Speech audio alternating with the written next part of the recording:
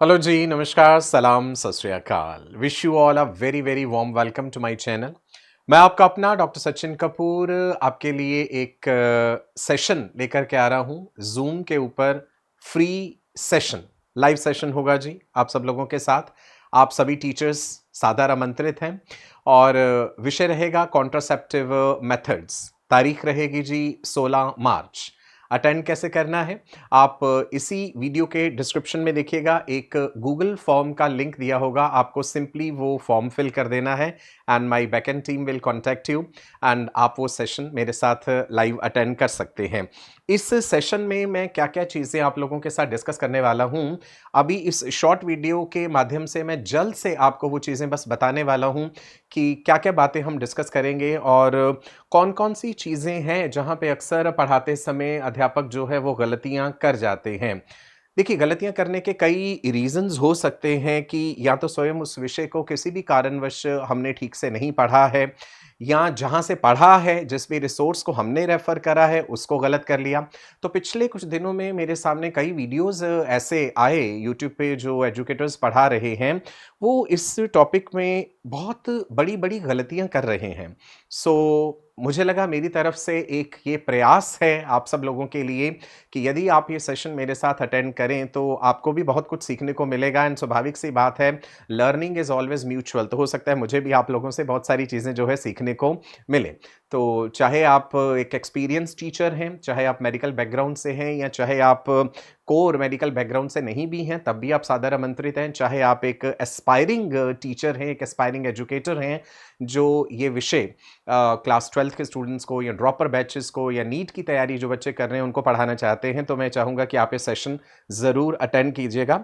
इसमें मैं आपको बताऊँगा हिस्ट्री ऑफ कॉन्ट्रासेप्शन क्या रही है, क्या इतिहास रहा है, पुराने ज़माने में जो है वो कौन-कौन से तरह के कॉन्ट्रासेप्टिव मेथड्स लोग इस्तेमाल किया करते थे। अभी तो हम मॉडर्न टेक्नोलॉजी के अनुसार बताते हैं कि भई डायफ्राम्स हैं, इम्प्लांट्स हैं और बहुत सारे मेथड्स।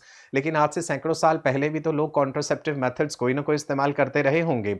सो थोड़ा-सा हम हिस्ट्री ऑफ कॉन्ट्रासेप्शन के बारे में जानेंगे, टेम्परेरी मेथड्स के बारे में जानेंगे, परमानेंट मेथड्स के बारे में जानेंगे, किस आधार पे हम किसी मेथड को टेम्परेरी कहते हैं, किस आधार पे हम किसी मेथड को परमानेंट कहते हैं। कोई भी कॉन्ट्रासेप्टिव मेथड टिल डेट जितने भी बने हैं आज तक, कोई भी आइडियल कॉन्ट्रासेप्टिव मेथड नहीं है। बहुत से फीचर्स हम बताते हैं आइडियल कॉन्ट्रासेप्टिव मेथड के, वो हम सारे डिस्कस करेंगे अपने इस सेशन में। एंड हम ये भी जानेंगे कि कौन-कौन से कॉन्ट्रासेप्टिव मेथड्स जो हैं वो इंडिया में अवेलेबल हैं और कौन से कॉन्ट्रासेप्टिव मेथड्स अवेलेबल नहीं हैं, जो ऑब्सोलीट हो चुके हैं। आपको जानकर के हैरानी होगी कि बहुत से कॉन्ट्रासेप्टिव मेथड्स हम कॉन्फिडेंटली ऐसे पढ़ा जाते हैं स्टूडेंट्स को, लेकिन वो बाज़ार में उपलब्ध है ही नहीं। आप कभी चेक कीजिएगा कि क्या डायाफ्राम जो है वो इंडिया में उपलब्ध है? अगर उपलब्ध है तो क्या आसानी से उपलब्ध है? क्या कॉस्ट है एक डायाफ्राम खरीदने की? किस ब्रांड नेम से डायाफ्राम अवेलेबल है, किस तरह से डायाफ्राम को यूज़ करना है, क्या कोई मेडिकल असिस्टेंस उसमें चाहिए या नहीं चाहिए। जब हम परमानेंट मेथड्स की बात करते हैं, स्टेरिलाइजेशन टेक्निक्स की, मेल स्टेरिलाइजेशन, फीमेल स्टेरिलाइजेशन, तो स्टैटिस्टिकली इंडिया का सिनेरियो क्या है? क्या ज़्यादा कॉमन वेसेक्टॉमी है या ज़्यादा कॉमन ट्यूबेक्टॉमी है? अगर वेसेक्टॉमी लोग नहीं करवा रहे हैं तो उसके पीछे रीजंस क्या है? क्या एक बार वेसेक्टॉमी हो जाने से उसे रिवर्स भी किया जा सकता है? क्या रहता है उसका सक्सेस रेशो? क्या सरकार की तरफ से कोई गाइडलाइंस दी गई हैं कि जिस कपल में आप हस्बैंड या वाइफ का वेसेक्टॉमी करवाने जा रहे हैं, करने जा रहे हैं, आई मीन मेल पार्टनर के लिए वेसेक्टॉमी और फीमेल के लिए ट्यूबेक्टॉमी, तो उसमें सरकार की गाइडलाइंस क्या है? उम्र कितनी होनी चाहिए? क्या दोनों पार्टनर्स स्टेरिलाइजेशन करवा सकते हैं, मेल भी करवा ले और फीमेल भी करवा ले, या फिर ऑलरेडी उनके कितने बच्चे होने चाहिए तभी आप उनको वेसेक्टॉमी के लिए काउंसलिंग कर सकते हैं? क्या एक ही बच्चा अगर किसी का है तो उसकी वेसेक्टॉमी या ट्यूबेक्टॉमी की जा सकती है या नहीं की जा सकती? बहुत सारी इंटरेस्टिंग बातें हम इस सेशन में जानने वाले हैं। ये वो कंप्लीट पीपीटी है जो मैं आपके साथ डिस्कस करूंगा एंड इसका कंप्लीट पीडीएफ जो है वो भी आप लोगों के साथ शेयर किया जाएगा।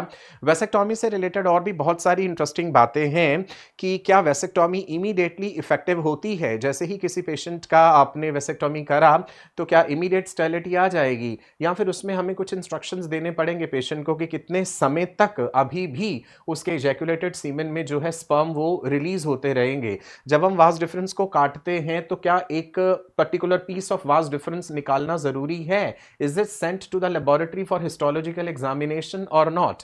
सो ये सारी इंटरेस्टिंग बातें हम डिस्कस करने वाले हैं। वेसेक्टॉमी के बाद जो स्पर्म प्रोड्यूस हो रहे हैं उनका क्या होगा, और अगर कोई पेशेंट जो है वेसेक्टॉमी करवाना चाह रहा है तो क्या क्या किस किस किस्म की बातें और काउंसलिंग आपको उसे देनी पड़ेंगी, और रिवर्स करने की संभावना कितनी रहती है, और पोस्ट ऑपरेटिव एडवाइजेज हम क्या क्या देंगे कि क्या पेशेंट वेसेक्टॉमी करवाने के बाद इमीडिएटली अपने काम को रिज्यूम कर सकता है, या इसमें भी कुछ कंडीशंस होती हैं। नॉन स्कैलेपल वेसेक्टॉमी के बारे में जानेंगे, जिसे हम बिना चीरा बिना टांका नसबंदी कहते हैं।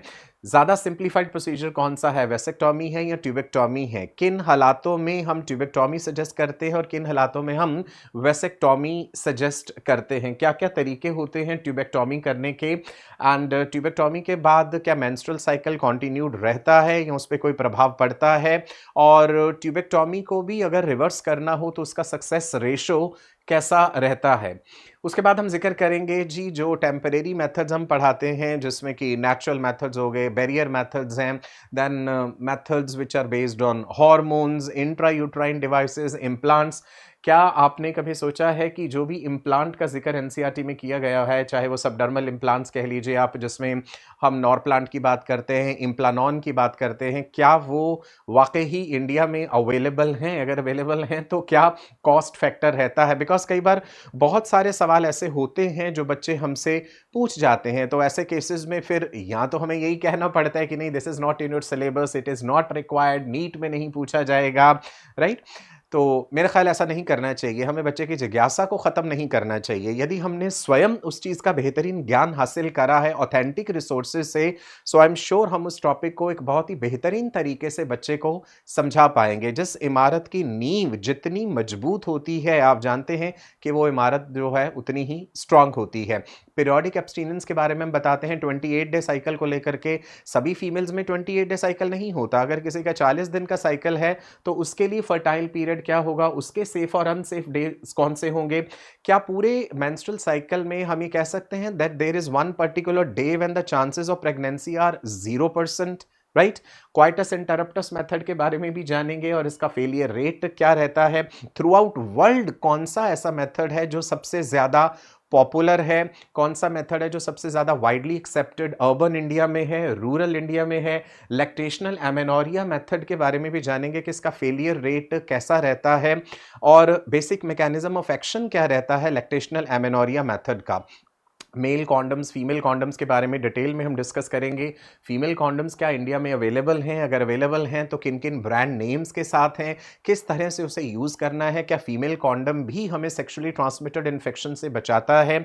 अवेलेबल अगर है भी तो फिर इतना ज़्यादा पॉपुलर क्यों नहीं है? कॉस्ट फैक्टर क्या है? कौन कौन से ब्रांड्स के साथ हमारे पास अवेलेबल हैं फीमेल कॉन्डम्स? और मेल कॉन्डम्स के अलग अलग टाइप्स जो है वो कौन कौन से हैं? Some people they are allergic to latex condoms, तो फिर उनके लिए क्या ऑल्टरनेट ऑप्शंस हमारे पास हैं? दूसरा, कभी आपने ये सोचा कि अगर मेल कॉन्डम्स ऑलरेडी मार्केट में अवेलेबल थे तो ऐसी क्या ज़रूरत पड़ गई थी कि फीमेल कॉन्डम बनाने पड़े? क्या कोई इसकी खास वजह रही है? एक ये कॉन्डम जिसका नाम है निरोध, जिसके बारे में जिक्र किया गया है एनसीईआरटी में, क्या आप जानते हैं कि इसका पहला नाम जो था वो कामराज रखा गया था जब ये 1963 में मार्केट में आया, लेकिन ये नाम बदल दिया गया था। उसके पीछे क्या वजह रही थी वो भी हम जानेंगे अपने सेशन में। फीमेल कॉन्डम आप इस समय स्क्रीन में देख पा रहे हैं। So I will be telling you about the different brands of these internal condoms और द फेमिडॉम्स, किस मटेरियल से ये बने होते हैं, और मेल और फीमेल कॉन्डम में बेसिक डिफरेंसेस क्या रहते हैं, और इंडिया में ये कब लॉन्च किए गए थे, ये ज़्यादा पॉपुलर क्यों नहीं हो पाए, इनके पीछे क्या वजह रही। डायफ्राम, जिसके बारे में मैंने देखा है अक्सर लोग गलत पढ़ा जाते हैं, डायफ्राम का मैकेनिज्म ऑफ एक्शन क्या है, और देखिएगा कि क्या डायफ्राम भारत में उपलब्ध है या नहीं है। कौन सी ऐसी कंट्रीज हैं जहां पे बहुत सारे मेथड्स अब चलते ही नहीं हैं, even including India. There are so many methods जो अब नहीं हैं, कुछ सिलेक्टेड मेथड्स ही हैं जो मार्केट में उपलब्ध हैं आसानी से और जो मेथड्स चलते हैं। ठीक है जी। सो diaphragm, cervical caps, Duma cap, इन सब के बारे में जिक्र करूंगा। इंट्रा यूट्राइन डिवाइसेस में हम जानेंगे कि बेसिक मैकेनिज्म ऑफ एक्शन इनका क्या रहता है, स्पर्मिसाइडल एजेंट्स किस तरह से काम करते हैं, क्या ये पॉपुलर हैं या नहीं है, क्या-क्या साइड इफ़ेक्ट्स हो जाते हैं अलग-अलग कॉन्ट्रासेप्टिव मेथड्स के?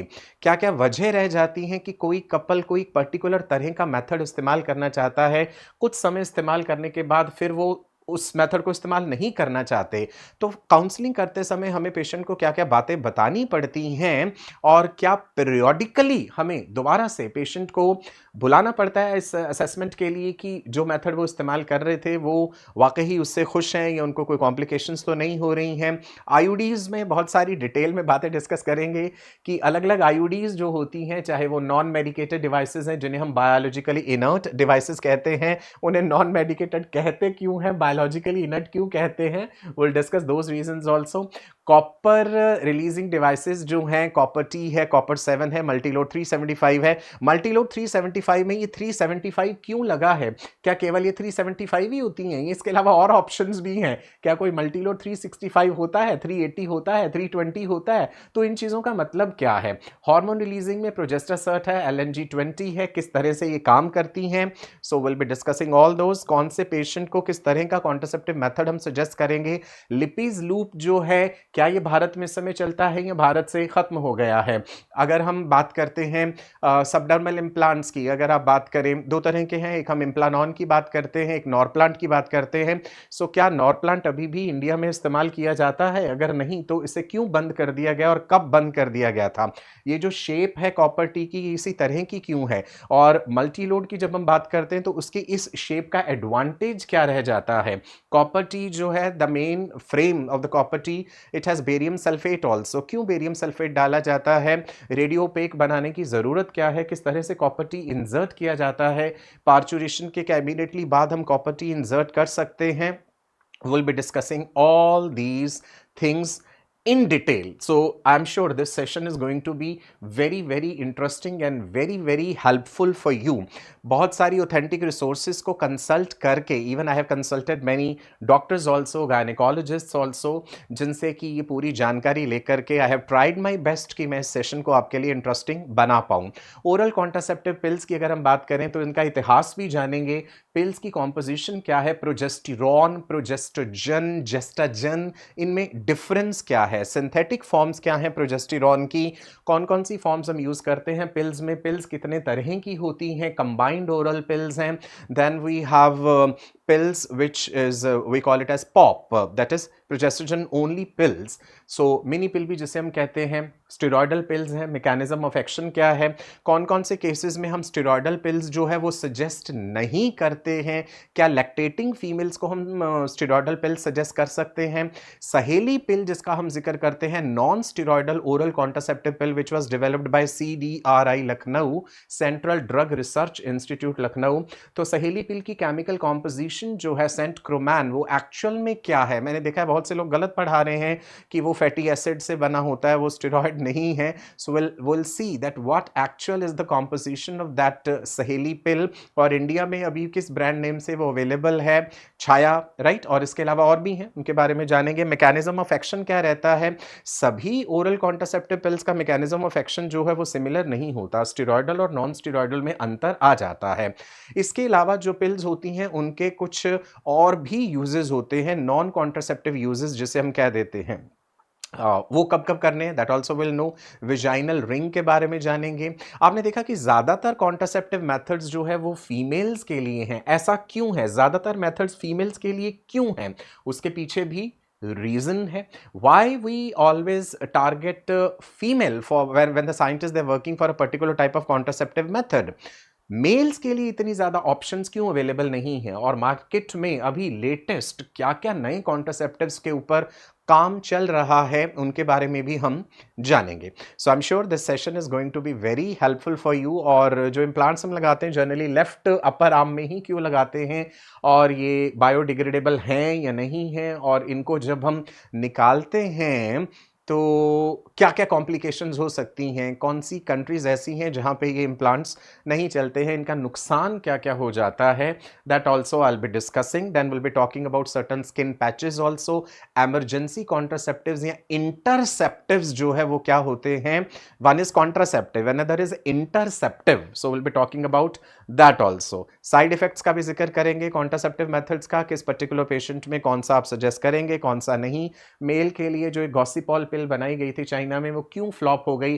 राइसग मेथड क्या है? Reversible inhibition of sperm under guidance. Males के लिए विसाइल जेल जो है, इसका इस समय करंट सिनेरियो क्या है? क्या ये मार्केट में उपलब्ध है या नहीं है? सो all in all, the session is going to be very interesting. So I request all of you to fill that Google form and discuss this particular topic with me. मेरे पास जितना भी इंफॉर्मेशन है मैं वो आप लोगों के साथ शेयर करूंगा, और जितना आप लोगों के पास होगा इंफॉर्मेशन वो आप शेयर कीजिएगा। सो बस एक ब्रीफ सी मैं आपको कह लीजिए कि एक इंट्रोडक्शन ही देना चाहता था कि 16th ऑफ मार्च को ये live zoom session which is completely free of cost मैं आप लोगों के साथ रख रहा हूं, और आप सभी सादर आमंत्रित हैं। वीडियो का डिस्क्रिप्शन देख लीजिएगा, उस डिस्क्रिप्शन में आपको एक गूगल फॉर्म मिलेगा, उसको फिल कर दीजिएगा और आप जुड़िए फिर मेरे साथ। ठीक है जी। मेरी तरफ से एक छोटा सा प्रयास है कि अगर मैं आपकी एग्जिस्टिंग नॉलेज में कुछ इजाफा कर पाऊं, आपके कोई भी सवाल है, कोई भी क्वेश्चंस है, please feel free to discuss with me. नमस्कार ji, bye bye, God bless you, stay blessed, thank you.